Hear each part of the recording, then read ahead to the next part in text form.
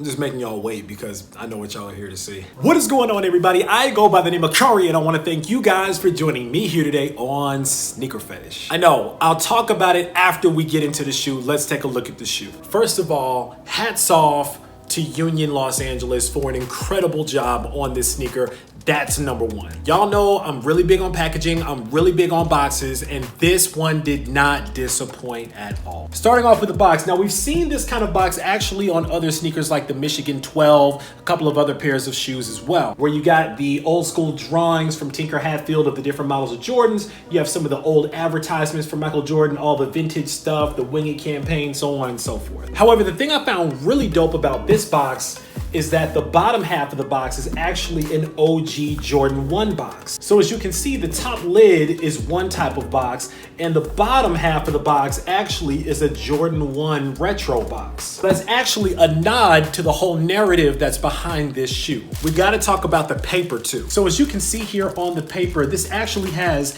each portion of the shoe and what it was supposed to look like and how it was supposed to be. The laces, black, white, black, Union yellow Pantone. The box, OG Air Jordan 1 bottom, Energy box lid. The tongue, stitch underneath the lace loop. So this actually is the complete design of the shoe, kind of drawn out napkin style. Boom. And there it is, ladies and gentlemen. This is the Air Jordan 1 Union LA chopped and screwed collaboration in Storm Blue. I don't even know where to begin with this shoe. First of all, let's talk about how the shoe really came to be. Now, for those of you guys who are not familiar with Union Los Angeles, they are a clothing store, a boutique store that's based obviously out in Los Angeles, run by a gentleman named Chris Gibbs, as well as a few other of his business associates. Now, Union has done some really fly stuff with Jordan Brand dating back to 2017 Complex Con when they dropped the gold Air Jordan 1 top threes. Now, they were a nod to the old school patent leather Air Jordan 1s, the black and gold ones. They brought back that black and gold motif, but mimicking the top three. So they had black on one shoe, white on another shoe, gold on one, black on one, so on and so forth. I actually did a review on those black and gold top threes last year. You can take a look at it.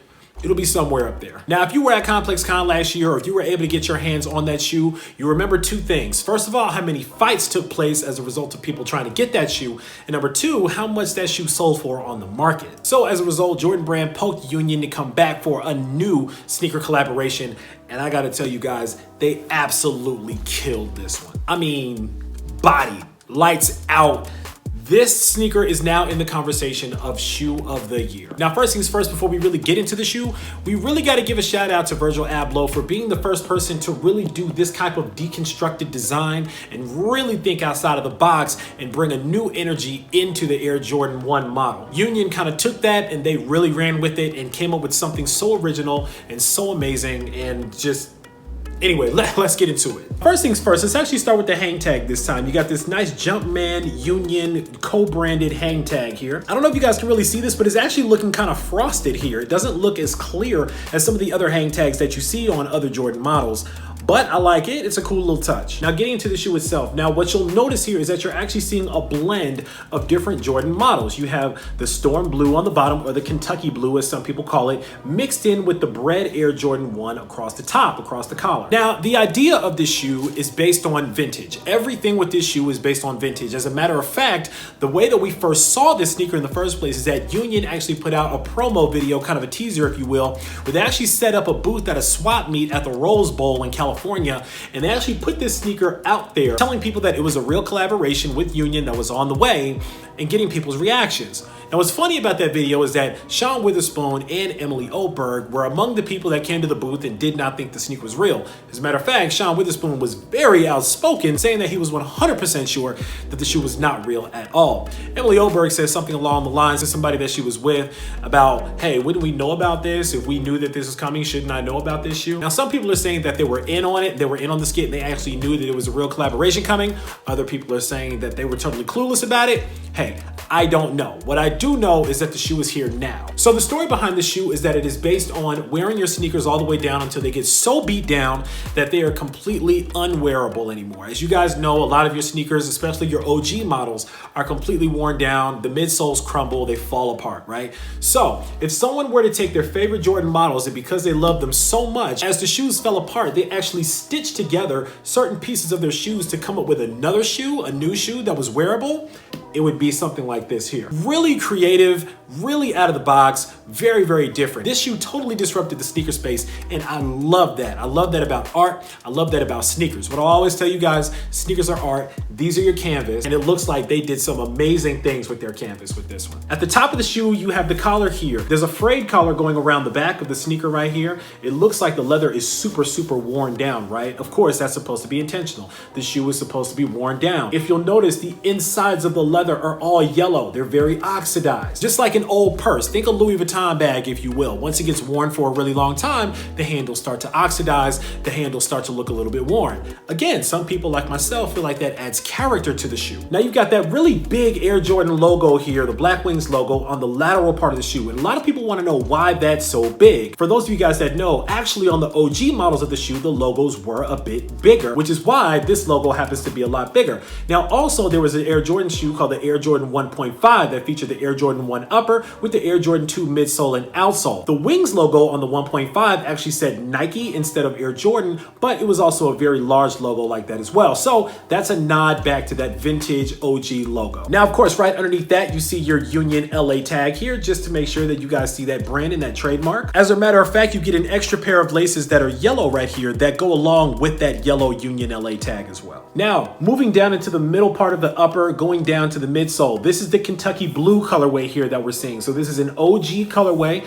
an old storm blue colorway. You guys can see the oxidizing going in the creases of the leather, going all the way down the sneaker and all the way around the toe box as well. So the midsole, as you can see, it is not completely white. It's a different color white that's here on the quarter panels of the shoe. This is actually an oxidized yellowed white. Of course, this is to represent a vintage sneaker. If you had a sneaker that was back from 1985, naturally it would have worn out and it would have changed colors by now into this oxidized yellowed color here. That's what Union was going for with this. Now, I want to take a minute to go back to the swoosh. If you guys notice here on the lateral and the medial part of the shoe, this is a really nice smooth leather, but this swoosh is actually suede.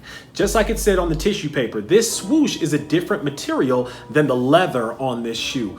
I don't know why they did that, but I love that they did that. I love that detail with this nice nubuck, really nice suede swoosh here. Feels really, really premium. Now you'll notice here on the tongue of the shoe, you get that OG bred Jordan 1 tag, that Nike Air tag. But underneath that, you'll see this stitching here, right? And this is a faux stitching that's made to represent stitching the OG Jordan 1 bred to the OG Jordan 1 Storm Blue. Also on the tongue here, you'll notice that it's unfinished, just like those Nike Blazers and a lot of other off-white products. To me, this is why we shout out Virgil Abloh for being one of the first ones to actually give us this deconstructed tongue here across the top on a new model of a shoe. Of course, we've seen this type of deconstructed tongue on other sneakers before, but it really got popularized with the Off-White series, and it looks like Union went ahead and took a page out of Off-White's book and gave us that same kind of tongue too. Now you can actually see, looking more so at the back of this shoe, at the heel here, that this stitching is not actually that the shoes are stitched together. The shoes are actually constructed normally, so you can see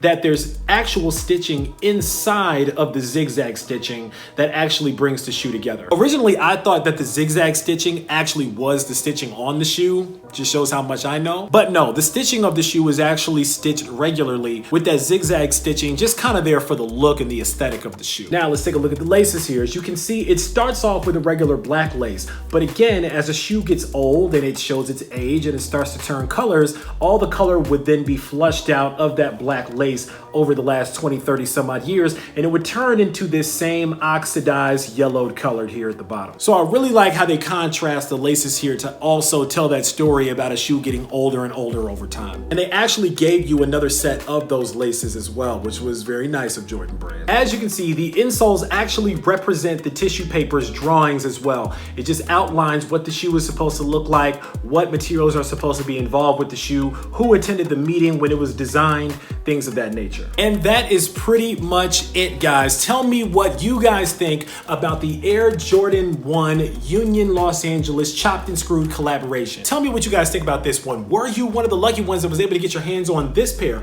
Now remember, there were two pairs of the Union Los Angeles collab that came out. There was a pair that resembled the black toe, and it replaced the Bread 1 upper with the metallic silver upper, and the Kentucky blue or the Storm blue bottom with the original black toe bottom. Now that pair was a little more widely available on the market because Nike actually dropped that shoe via the sneakers app on the draw. Hopefully you guys were able to snag yourself a pair there. But this particular pair was only sold on the Union website for a very limited amount of time because they sold out in seconds, or you actually had to pick these up at a pop-up that Union had out in Los Angeles. Before I do my standard outro, I also want to thank you guys for 3,000 subscribers, 3,000 members of the Sneaker Fetish family here. I really appreciate you guys watching these videos, sharing these videos, telling your friends about these videos, man. I appreciate it. It makes the work that I do worthwhile. This is a channel that I love. We love talking about sneakers. We love talking about other stuff. I got some tech things that are on the way as well. I think you guys are gonna like that as well. So we're gonna grow, we're gonna expand. But again, I just wanna thank you guys from the bottom of my heart for 3,000 subscribers. I really appreciate that.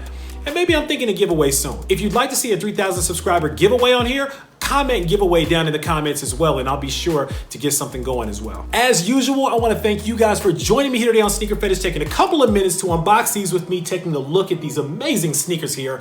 I go by the name of Kari. This is the Air Jordan 1 Union Los Angeles collaboration from the Chopped and Screwed collection. And until next time, I'm out.